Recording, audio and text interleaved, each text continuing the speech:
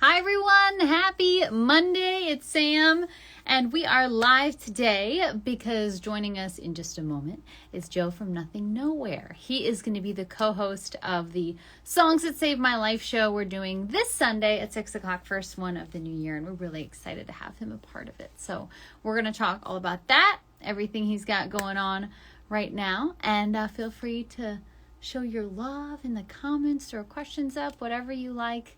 And looks like we're good to go here. So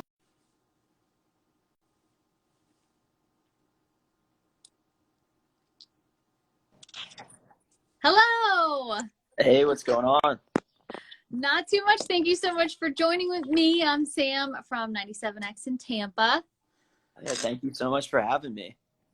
Of course. Now, before we get into why you're joining us today, which is something really important to us, we've been doing for a while, I want to talk about you and everything you've got going on right now. We've been playing Pieces of You. We love the song. How has the last year been? I know you've been in the game for a while, but there might be people watching who aren't familiar.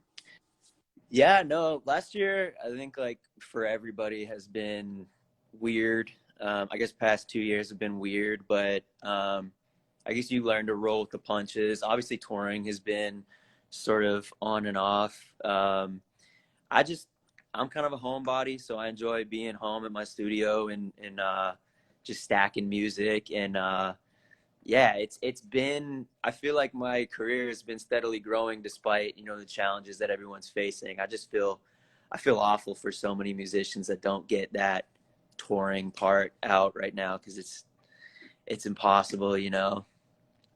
It's tough because, for these artists who are just coming on the scene now, playing those smaller shows and winning those smaller crowds, especially with the power of social media now, is really how you can start to take off. So Yeah. it's definitely been tough, and it's obviously still changing constantly. I think I saw you just had to cancel some dates, right? Yeah, I know. It's just like you wake up every day and you're like, I don't know what, like for a while, I was like, okay, we're good, we're back. And then you're like, a new COVID collab drops and you're like, okay, we're not good. So, but yeah, we pushed some COVID dates. collab. Yeah, we That's pushed funny. some dates to the fall overseas in Europe, and I just had to cancel the UK because of a bunch of travel restrictions. But it is what it is, you know what I mean? I mean, hopefully, things will run their course or whatever, but this is the new normal.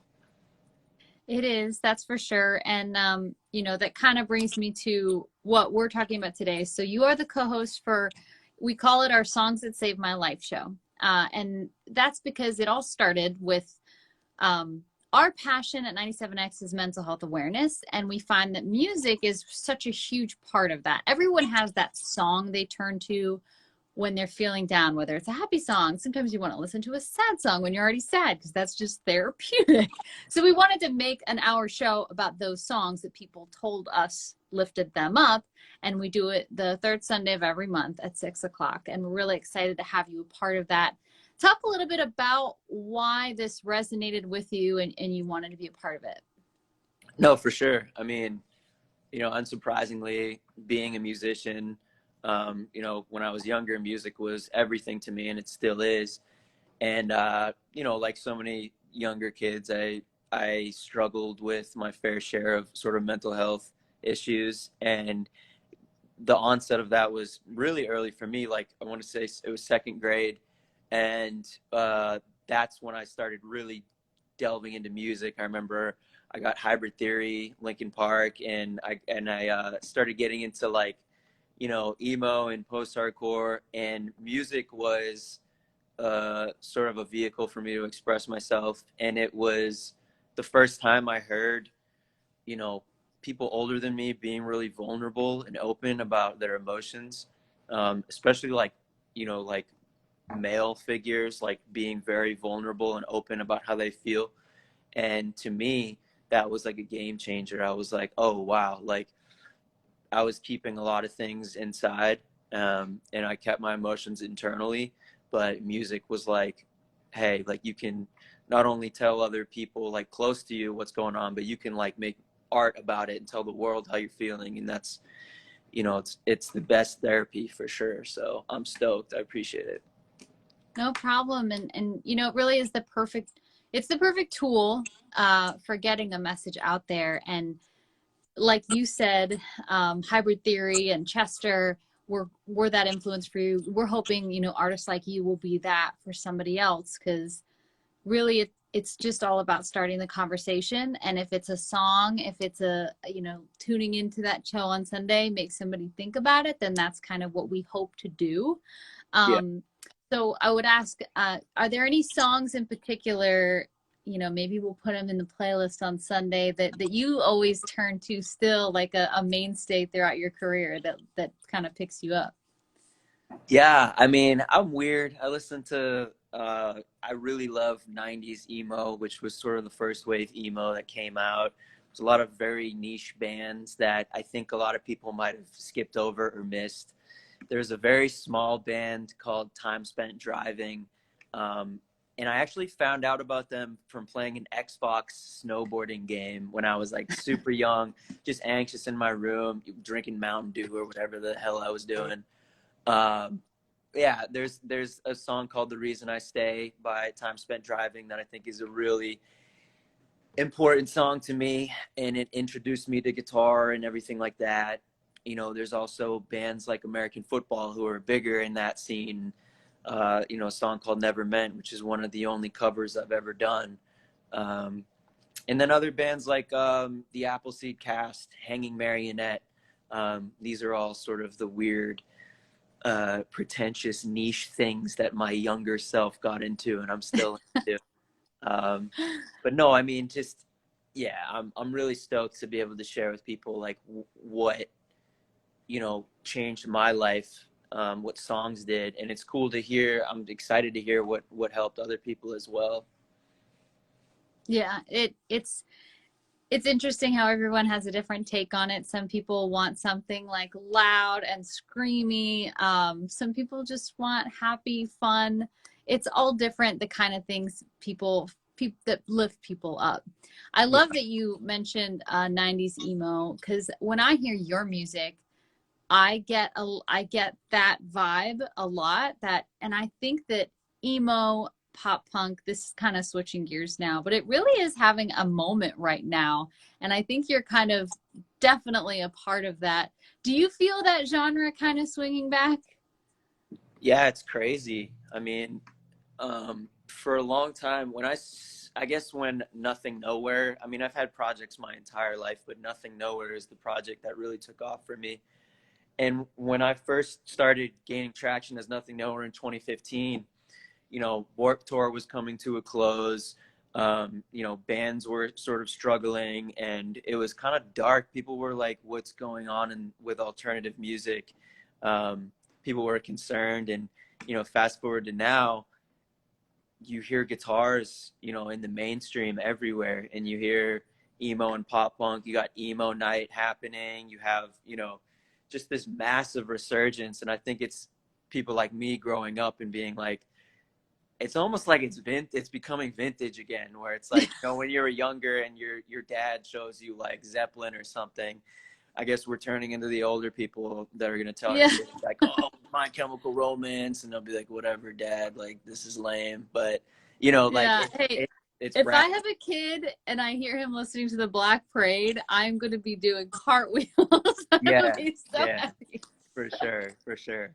So it's rad. It's like, Yeah, it's cool that you're a part of it. You know, I think that, I don't know if there's some kind of alignment with like things going on in the world, but it's kind of funny that the emo, like loud music like that, it's coming back when we're all coming out of this weird time in the world. It's almost perfect timing, actually, because the past 2 years have just been so like heavy. yeah.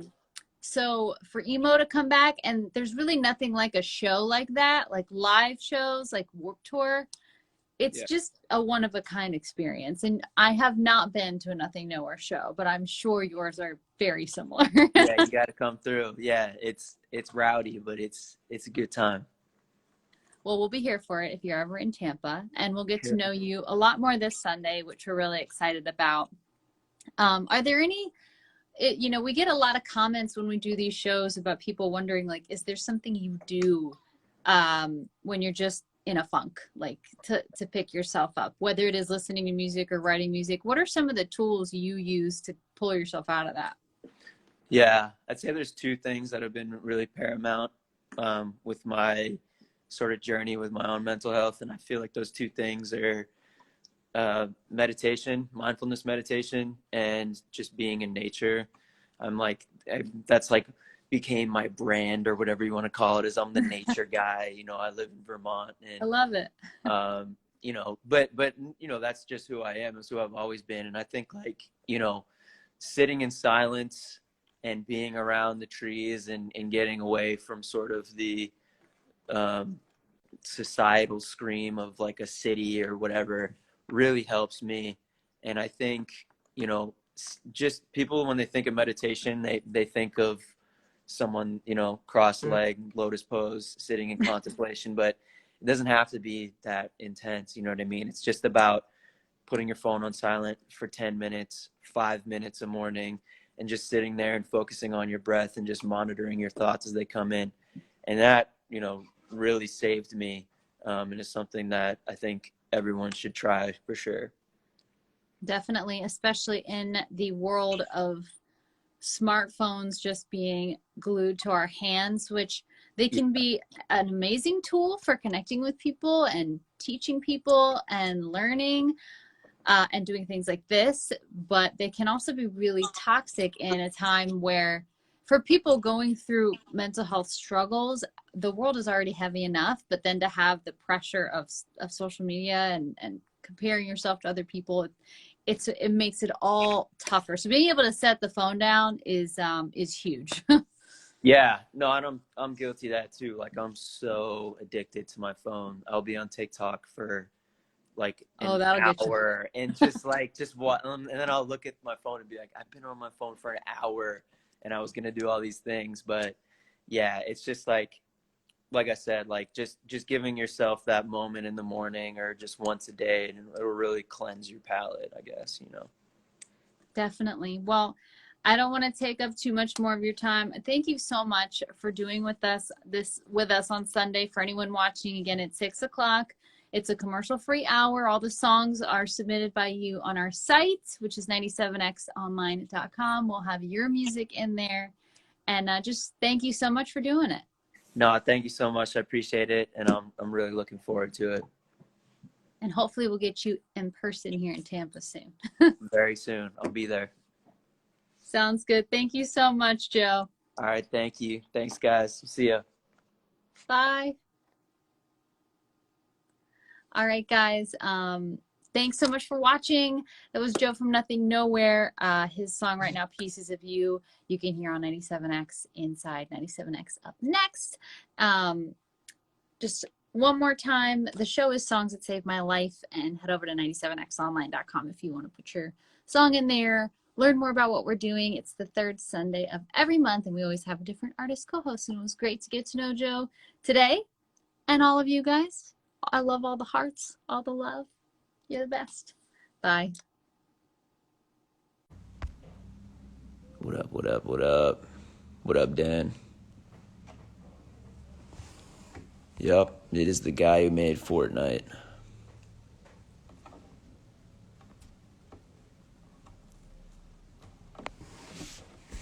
What's up, what's up?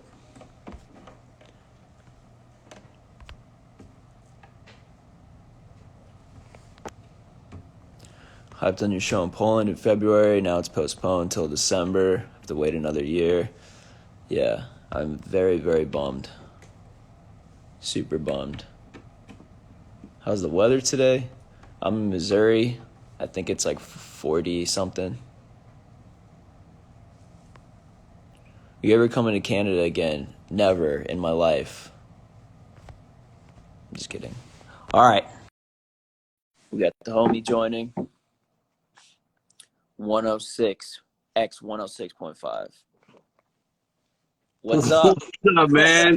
I'm so sorry. I don't know what's happening. This is really whack. I don't know if it's my phone, but this is the second time I've had trouble. Yeah, so well, I we figured it apologize. out. No worries. So Thanks for being flexible and being able to accept us live. We're really excited for Sunday. I saw you talking to your fans and stuff. You said you were in Missouri. Where are you at in Missouri? I'm in Springfield right now. My girlfriend's parents live out here, and yeah, we're just kicking it right now. Fun fact, my dad had a heart attack in the Waffle House in Springfield. Wait, what? Wait, Yeah. which one? The one on the main drag. So my people are from Hartford, Missouri, like his people, my Okay. dad's people, and they all Okay. moved up to Springfield. And he was in that Waffle House, and he had a heart attack inside of the Waffle House. He lived, thank God, he Okay, survived. I was gonna say, Yeah, yeah, yeah. he made it, Okay. but the first thing, and you know, we weren't close growing up and stuff, but the first thing he said to me when I went to go visit him was like, you know what, you do got to go try the patty melt at that Waffle House because it's delicious. Like, I don't know. You had a heart attack, so I was like, it must be good if it kept you coming back. So, I know. I'm um, like, yeah, like places to have a heart attack. I feel like, Waffle House would be on the bottom tier of places, and there's no good place to have one. But no, but how long do you think he was on the floor before they even noticed? You know what I I don't mean? know. Like, That's a that's the normal thing. thing at Waffle House. People just dropping hash browns on him and don't even know he's there. It was a bad scene. But so we're talking about songs that saved my life. It's this weekend, Sunday, 6 p.m. commercial free. LSF Health Systems Linked to Life program, because we're breaking the stigma. Mental health right now. This is like, I feel like we're at crisis mode time for mental health because of everything that's been happening. Yeah. People not being able to have an escape, and like, especially, there's people with bad situations at home that they can't get away from, now because of the lockdowns and things like that. So it's more important than ever that we talk about mental health and that we make people be able to share their experiences. Yeah. So we really appreciate you helping us co-host this coming up this Sunday. No, totally. I appreciate the opportunity, and like you said, like I feel like right now, ever since COVID, came to be, I feel like people's initial problems that they have, internal problems, have become really exacerbated and sort of accelerated from, the pandemic. And I'm not immune to that myself. You know what I mean? And when it first happened, it was a huge, shock. And, there's so many things that I would want to do that I couldn't do. I couldn't get out, couldn't tour, couldn't do, X, Y, and Z to feel better. And I think everyone's noticing it, but it's good that, you guys are talking about it. We can do stuff like this that, hopefully people feel like they're not like alone and like in this all. So how much of a blow is it to your psyche as an artist to not be able to go perform? It's weird. It's kind of just like a change, I guess, because I dropped a record, almost a year ago. I dropped Trauma Factory in February, and it's kind of weird because you don't know if people are into the music or not, because you don't get that live reaction. I'm like, so you're kind of out of the loop and you're unsure. And as someone who's already super unsure about themselves and what they do already, I mean, it definitely didn't help. So it's just been something to get used to, but that's why it's just kind of like, for me, it's been adapting. Like I started streaming on Twitch and started interacting with, my people in different ways. I suffer from what people call imposter syndrome. I think that's a little bit of what you're talking about. Like, you're not sure if people are feeling your music, and so you got to have that instant feedback. Yeah, it's like I feel like it's a mistake. Like I'm like, nah, like people don't really like what I'm doing type thing. But I think that really just comes from, your self-esteem and just bad habits that I've picked up when I was younger, of just not feeling like I was worth it kind of thing. But that's just something you learn to just work on, How much does doing music, how much does that help to have as an outlet? Yeah, it's everything. I don't know what I would do without it. Like, it's literally my life. And I think, yeah, it just makes me feel like I can do something worthwhile in the world. And I hearing from people, you know, say like, hey, this song saved my life, you really helped me, it makes me feel like I did something with my life. And no matter what happens moving forward, you know, like, you know, I did something, and that's all that I've ever wanted to do. Yeah, I think that people have the wrong idea about music sometimes, because sometimes the saddest songs can make you the most happy. And I know in one of your songs you mentioned like Dashboard Confessional, and you know, and that, I mean, that band, if you were just to read the lyrics, it's like, you know, oh, what's the really depressing author? What's her name? Like Ezra Pound or something? Like Ezra Pound or something. Yeah. But you find in that camaraderie. You know what I mean? So like when people listen to your songs, they find someone who, like, it lets them know that they're not alone. Yeah, I feel like with music, there's like a couple ways that people use it as like a coping mechanism. Like some people like the type of music that's kind of like a form of escapism, where it's like, I feel really down and sad, so I need something that's like, hey, we're living for tonight. You know what I mean? Like everything's perfect, and that's kind of like a fantasy kind of thing. But then, which is fine, that's a totally different way of having music heal you. But for me, and I think for a lot of other people within alternative music, like I gravitate towards the music that's like, hey, everything is awful, but that's the reality, and I'm saying everything is awful, and you feel like you're not alone. And that's like, since I was little, that's when it just clicked with me, and I was like, yeah, like I love sad music. I'll be in an amazing mood listening to the saddest music in the world. Yeah, for sure. It's like Ted Lasso says, there's something worse than being sad, and that's being sad and being alone. Yeah, exactly. When you're at your show, and you know, maybe some of the lyrics are like hitting like close to home, you're like, wow, I'm not alone, and that brings you, totally, you know, closer to feeling all right. And that's what we're all trying to get to, is just all right. Yeah, that's it. Not like my sights aren't set too high. You know what I mean? Right.